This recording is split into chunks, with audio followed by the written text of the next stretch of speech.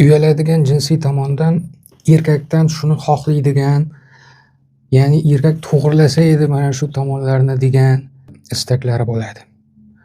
Birinchisi bu erlarni ayollarga yaqinlashgan paytlarida iloji boricha o'zlariga jinsiy tomondan gigiyenik ishlov berishi.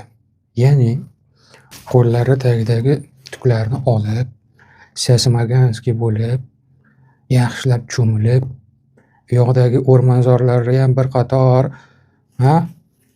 shpaglovkalab, ajoyib qilib tekislab, sanamjon sarishta qilib, o'ziga o'xot berib, keyin yaqinlashsin degan ichidan mana shu doim xohishi bo'ladi. Bunday qaraganda erlarga aytsa bo'ladi o'zlari, lekin xafa bo'lib qo'yar deb aytavermaydi. Juda ko'p erkaklar ish bilan, ko'cha bilan, u bilan, bu bilan ovora bo'lib yuradida, o'zidan misol uchun teri hidi kelayotganligini bilmaydi. Odam o'zini hidiga o'zi o'rganib qoladida. Ana ayol kishi erkakni o'ziga yaqinlashtirgan paytida maksimal darajada akkuratniy, toza bo'lishini xohlaydi.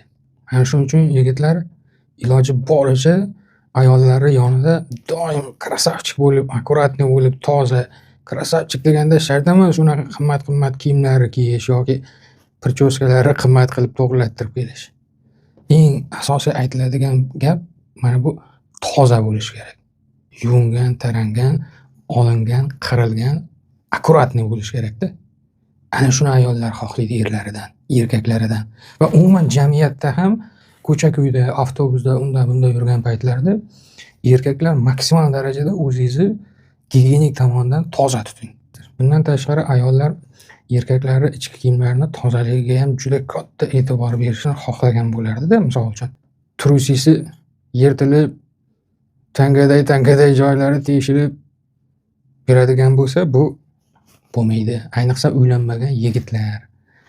Ichki kiyimlari ko'proq 10 tadan 20 tadan qilib qo'ying. Har kuni iloji boricha 2 marotaba almashtirish kerak. Doktor Isyonovning Telegramdagi rasmiy kanalining belgisi mana 8 qirrali moviy yulduzchasi bor. Mana ko'rdingizmi? Mana shu bizning kanal.